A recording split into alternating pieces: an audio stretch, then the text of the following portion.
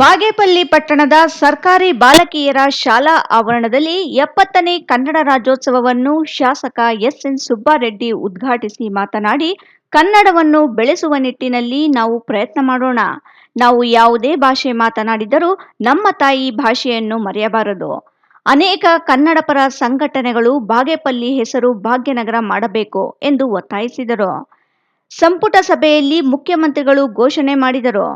ಭಾಗ್ಯನಗರ ಹೆಸರನ್ನು ಬದಲಾವಣೆಗೆ ಕೇಂದ್ರ ಸರ್ಕಾರ ಅನುಮೋದನೆ ನೀಡಬೇಕಿದೆ. ಶೀಘ್ರದಲ್ಲಿ ಮಾಡಿಸುತ್ತೇನೆ ಎಂದರು. ಅನೇಕ ಕನ್ನಡಪರ ಸಂಘಟನೆಗಳು ಕನ್ನಡ ಭವನ ಬೇಕು ಎಂದು ಮನವಿ ಮಾಡಿದರು. ಬಾಗೇಪಲ್ಲಿ ಪಟ್ಟಣದ ಏಟಿಘಟ್ಟಪಲ್ಲಿ ಪಕ್ಕದಲ್ಲಿ ಸರ್ವೆ ನಂಬರ್ 3ರಲ್ಲಿ 20 ಗುಂಟೆ ಜಾಗವನ್ನು 1 ವಾರದಲ್ಲಿ ಮಂಜೂರು ಮಾಡಿಸಲಾಗುವುದು. ಕನ್ನಡ ಭವನ ಮಾಡಲು ನನ್ನ ಶ್ರಮ ಇರುತ್ತದೆ ಎಂದರು. ತಾವು ನನ್ನದು ಯಾಕಂದ್ರೆ ಈ ಮಾತಾಡ್ತೀನಿ, ಕೆಲವರು ಎಲ್ಲೋ ನಿಂತ್ಕೊಂಡು ಏನೋ ಮಾತನಾಡೋದು ಬೇಡ. ನನಗೆ ಚುನಾವಣಾ ಸಮಯದಾಗ ಹಳ್ಳಿಗಳಿಗೆ ಹೋದಾಗ, ಬೇರೆ ಕಡೆ ಹೋದಾಗ ನೀವೇನು ಮೇನ್ ಡಿಮ್ಯಾಂಡ್ ಇಟ್ಟಿದ್ದೀರ ಮ್ಯಾಕ್ಸಿಮಮ್ ಮಾಡಿಕೊಡ್ತೀನಿ. ನನಗೆ ಇವತ್ತು ಗಂಟೆಮಲ್ಲ ಡ್ಯಾಮ್ ಮಾಡಲೇಬೇಕು ಅಂತ ಎಲ್ಲ ರೈತರ ಒಕ್ಕೂಟದ ಒಂದು ಬೇಡಿಕೆ ಇತ್ತು. 189 ಕೋಟಿ ಅದಕ್ಕೂ ಮಾಡಿದೆ.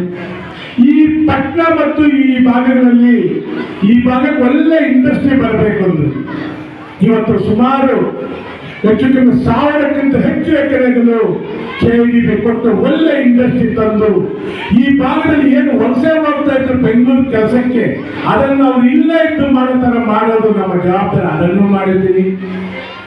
ಶೈಕ್ಷಣಿಕವಾಗಿ ಶಿಕ್ಷಣ ವಿಚಾರದಲ್ಲಿ ತಾವು ತಿಳ್ಕೊಳ್ಬೇಕು. ಸುಮಾರು ಚೇರ್ಮನ್ಗಳಲ್ಲಿ 25 ಕೋಟಿ, ಮತ್ತೆ ನಮ್ಮ ಪೂರ್ವಾರ್ಪದಲ್ಲಿ PU ಕಾಲೇಜ್ ಬಂದು 12 ಕೋಟಿ, ಇವತ್ತು ತಾತ್ಪಾಲದಲ್ಲಿ ಹೆಚ್ಚು ಕಮ್ಮಿ 25 ಕೋಟಿ ರೆಸಿಡೆನ್ಷಿಯಲ್ಸ್ಗಳು ಮಾಡಕ್ಕೆ ಸರ್ಕಾರದ ಅನುಮತಿ ಸಿಕ್ಕಿದೆ. ಹಾಗೆ ಆದರ್ಶ ಸ್ಕೂಲ್ಗಳಿರ್ಬೋದು, KPS ಶಾಲೆಗಳು 3ಕ್ಕೆ ಸ್ಯಾಂಕ್ಷನ್ ಬಂದು, ಒಂದು ಬಾಗೇಪಲ್ಲಿಗೆ, ಒಂದು ಗುಡಬಂಡಿಗೆ, ಒಂದು ಚೇಳೂರಿಗೆ.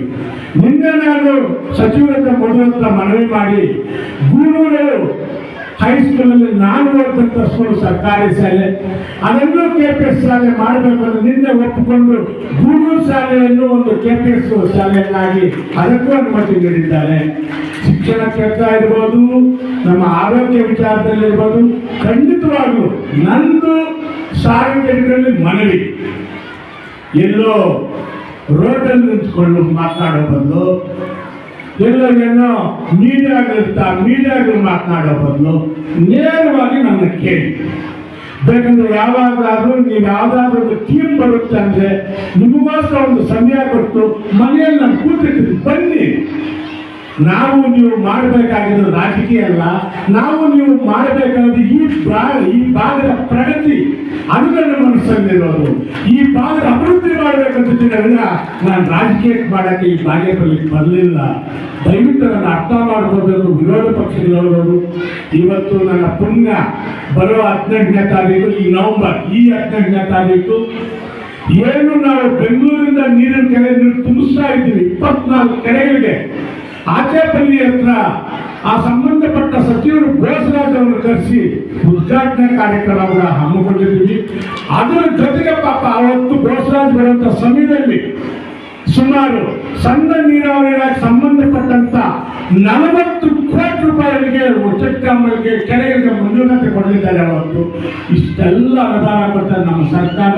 ಖಂಡಿತವಾಗ್ಲೂ ಈ ಬಾಗೇಪಲ್ಲಿ ಅಭಿವೃದ್ಧಿ ಪರ ನಮ್ಮ ಬಾಗೇಪಲ್ಲಿ ನಮ್ಮ ಮಾನ್ಯ ಮುಖ್ಯಮಂತ್ರಿ ಸಿದ್ದರಾಮಯ್ಯ ಇದ್ದಾರೆ ಅನ್ನೋ ಮಾತನ್ನು ಹೇಳುತ್ತಾ, ಹಾಗೆ ಪಂಚ ಗ್ಯಾರಂಟಿಗಳಿರ್ಬೋದು, ಏನೇ ಕಾರ್ಯಕ್ರಮ ಇರ್ಬೋದು, ನಮ್ಮ ಈ ಭಾಗದ ಕ್ಷೇತ್ರದಲ್ಲಿ ಮಾಡ್ತಾ ಇದ್ದೀವಿ. ತಾವೆಲ್ಲರೂ ಒಟ್ಟಾಗಿ ನನಗೇನು ಶಾಸನ ಆದ ಮೇಲೆ ಏನೋ ಚುನಾವಣಾ ಸಮಯದಲ್ಲಿ ನಾನು ಕಾಂಗ್ರೆಸ್ ಪಕ್ಷ, ನೀವು CPM, ನೀವು JDS, ಇನ್ನೊಬ್ಬರು BJP ಗೆದ್ದ ಮೇಲೆ ಖಂಡಿತವಾಗ್ಲೂ ನಾನು ಈ ವೇದಿಕೆ ಮೇಲೆ ಮಾಧ್ಯಮ ಮುಖದ ಸ್ವಾಗತ ಮಾಡ್ತಾ ಇದ್ದೀನಿ. ತಮ್ಮ ಏನೇ ಬೇಡಿಕೆಗಳಿದ್ರು ನನಗೊಂದು ಫೋನ್ ಮಾಡಿ ಪತ್ರ ಮುಖಾಂತರ ತಿಳಿಸಿ, ನಾವಿಂಥ ಸಮಯಕ್ಕೆ ಇಷ್ಟು ಜನ ಬರ್ತೀವಿ, ನಾವು ಮಾತನಾಡಬೇಕು. ಖಂಡಿತ ತಾಲೂಕು ದಂಡಾಧಿಕಾರಿ ಮನೀಷಾ ಎಸ್ ಪತ್ರಿ ಮಾತನಾಡಿ, ಮೈಸೂರು ಪ್ರಾಂತ್ಯ, ಹೈದರಾಬಾದ್, ಬಾಂಬೆ ಈ ಪ್ರಾಂತ್ಯಗಳಲ್ಲಿ ಹೆಚ್ಚು ಕನ್ನಡ ಭಾಷೆ ಮಾತನಾಡುವವರೇ ಇದ್ದರು. ಇಲ್ಲಿ ಬ್ರಿಟಿಷರು ವಿವಿಧ ರೀತಿಯ ಗುಂಪುಗಳನ್ನಾಗಿ ಒಡೆದು ಆಳ್ವಿಕೆ ಮಾಡುತ್ತಿದ್ದರು. 1905ರಲ್ಲಿ ಬಂಗಾಲವನ್ನು 2 ಭಾಗಗಳಾಗಿ ವಿಭಜಿಸಿದರು. ಅಲ್ಲಿ ಕ್ರಾಂತಿಯೇ ಉದ್ಭವಿಸಿತು. ಜನರು ಒಪ್ಪಲಿಲ್ಲ. ಈ ಘಟನೆ ಕರ್ನಾಟಕ ಆಗಲು ಒಂದು ಬುನಾದಿಯಾಯಿತು ಎಂದರು. ಉತ್ತರದಲ್ಲಿ ಕ್ರಾಂತಿ ಧಿಕ್ಕಾರ ಮಾಡ್ತಾರೆ. ಅವಾಗ 1911ಕ್ಕೆ ಅದೇ ಬ್ರಿಟಿಷರು ಅವರು ಏನ್ ಮಾಡಿರುವಂತಹ ಒಂದು ಕಾಯ್ದೆಯನ್ನು ವಾಪಸ್ ತಗೊಂಡು ಬಾಂಗ್ಲಾದೇಶವನ್ನು ಒಟ್ಟುಗೂಡಿಸ್ತಾರೆ. ಯಾಕಂದ್ರೆ ಪೂರ್ವ ಭಾಗ ಮತ್ತು ಪಶ್ಚಿಮ ಭಾಗ ಎರಡು ಒಟ್ಟುಗೂಡುತ್ತೆ. ಸೊ ಈ ಒಂದು ಘಟನೆಯ ಎಲ್ಲ ಇಡೀ ನಮ್ಮ ಭಾರತದಾದ್ಯಂತ ಆ ದಿನ ಒಂದು ಪ್ರತ್ಯಕ್ಷವಾಗಿ ಕಂಡಿರ್ತಾರೆ. ಆ ಒಂದು ಏನು ಒಂದು ಘಟನೆ ನಡೆದಿರ್ತದೆ, ಆ ಘಟನೆಗೆ ನಮ್ಮ ಇವತ್ತು ಉತ್ತರ ಕರ್ನಾಟಕ ಆಗೋಕ್ಕೂ ಕೂಡ ಅದು ಕಾರಣ ಆಗಿರುತ್ತೆ. ಯಾಕಂದ್ರೆ ಆ ಸಮಯದಲ್ಲಿ ಇನ್ನ ನಮ್ಮ ಸ್ವಾತಂತ್ರ್ಯ ಹೋರಾಟ ಅದಕ್ಕಿಂತ ಮುಂಚೆನೇ 1890ರಲ್ಲಿ ಕರ್ನಾಟಕ ವಿದ್ಯಾವರ್ಧಕ ಸಂಘ ಅಂತ ಅಂದ್ಬಿಟ್ಟು ಒಂದು ಸ್ಥಾಪಿತ ಆಗಿರ್ತದೆ. ಆ ಒಂದು ಸಂಘದಲ್ಲಿ ಸ್ವಯಂ ಪ್ರೇರಿತವಾಗಿ ಯಾರಾದರೂ ಕೃತಿ ಬರೀತಾರೆ ಅಂದ್ರೆ ಅವರು ಕೃತಿಗಳನ್ನ ರಚನೆ ಮಾಡಬಹುದಾಗಿತ್ತು. ಹಾಗೂ ಜೊತೆಗೆ ನಮ್ಮ ಒಂದು ಕನ್ನಡ ಭಾಷೆ ಮಾತಾಡೋರನ್ನ ನಾವು ಹೇಗೆ ಒಗ್ಗೂಡಿಸಬೇಕು ಅನ್ನೋದು ಕೂಡ ಅಲ್ಲಿ 1890ರಲ್ಲಿ. ಅದೇ ರೀತಿ 1896ರಲ್ಲಿ ಒಂದು ಪತ್ರಿಕೆ ಕೂಡ ಮುದ್ರಣ ಆಗ್ತದೆ ಕನ್ನಡ ಭಾಷೆಯಲ್ಲಿ, ವಾಗ್ಭೂಷಣ ಅಂತ ಅಂದ್ಬಿಟ್ಟು ಪತ್ರಿಕೆ, ಅದು ಕೂಡ ಮುದ್ರಣ ಆಗ್ತದೆ. ಅದೇ ರೀತಿ ಸುಮಾರಷ್ಟು ಜನ, ಇವಾಗ ಆಲೂರು ವೆಂಕಟರಾಯಪ್ಪ ಆಗಿರ್ಬೋದು, ಯಾಕಂದ್ರೆ 1915ರಲ್ಲಿ ಕರ್ನಾಟಕ ಸಾಹಿತ್ಯ ಪರಿಷತ್ ಅಂತ ಅಂದ್ಬಿಟ್ಟು ರಚನೆ ಆಗ್ತದೆ. ಕನ್ನಡ ಸಾಹಿತ್ಯ ಪರಿಷತ್ ಅಂತ ಅಂದ್ಬಿಟ್ಟು ರಚನೆ ಆಗ್ತದೆ. ಆ ಒಂದು ಪರಿಷತ್ನಲ್ಲಿ ಅವರು ಕರ್ನಾಟಕವನ್ನು ಹೇಗೆ ಒಗ್ಗೂಡಿಸಬೇಕು ಅನ್ನೋದು ಚರ್ಚೆ ಹಲವಾರು ಬಾರಿಯಲ್ಲಿ ನಡೀತಲೇ ಇರ್ತದೆ. ಅದೇ ರೀತಿ ಕರ್ನಾಟಕ ಸಭೆ ಕೂಡ ರಚನೆ ಆಗ್ತದೆ. ಅಲ್ಲೂ ಕೂಡ ಅದೇ ಒಂದು ಸಂವಾದಗಳು, ಚರ್ಚೆಗಳು ನಡೀತಲೇ ಇರ್ತದೆ. ಆದ್ರೆ ನಮಗೆ ಒಂದು ಟರ್ನಿಂಗ್ ಪಾಯಿಂಟ್ ಅಂದ್ರೆ 1924 ಬೆಳಗಾವಿ ಒಂದು ಅಧಿವೇಶನ ಏನು ನಡೆಯುತ್ತೆ, ಗಾಂಧೀಜಿಯವರ ಮುಖ್ಯನ ಒಂದು ಅಧಿವೇಶನ ಏನು ನಡೆಯುತ್ತೆ, ಅಲ್ಲಿ ದೇಶೀಯ ಭಾಷೆ ಎಲ್ಲೆಲ್ಲಿ ಮಾತಾಡ್ತಾರೋ ದೇಶೀಯ ಭಾಷೆಯನ್ನ ಒಗ್ಗೂಡಿಸ್ಕೊಂಡು ಒಂದು ಪ್ರಾಂತ್ಯ ರಚನೆ ಆಗಬೇಕು ಅಂತ ಅಂದ್ಬಿಟ್ಟು ಚರ್ಚೆ ಕೂಡ ನಡೆಯುತ್ತೆ.